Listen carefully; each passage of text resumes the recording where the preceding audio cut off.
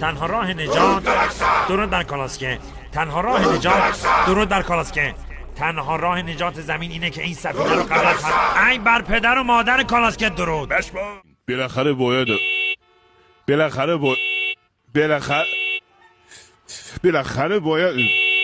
از آرزود استفاده کنی. اصلا با یور مادر مگه نمیبینی جلوت بسته است؟ واسه چی داری بوق میزنی آقا؟ بیا بوق بزن. مال مفته مگه؟ اون بیت المال بود. معلوم الحال مادر هشت پای پدر کوسه. خون خودتو کثیف نکن دادا، رفت.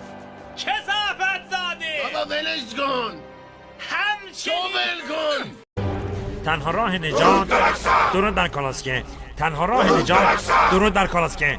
تنها راه نجات زمین اینه که این سفینه رو قبل از ای بر پدر و مادر کالاسکه درود. بالاخره باید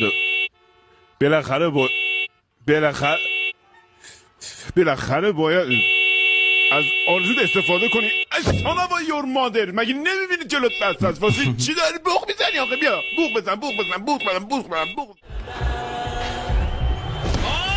مال مفته مگه؟ اون بیت المال بود.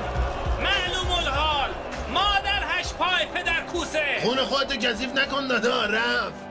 کثافت زاده. بابا ولش کن. همچنین ول کن.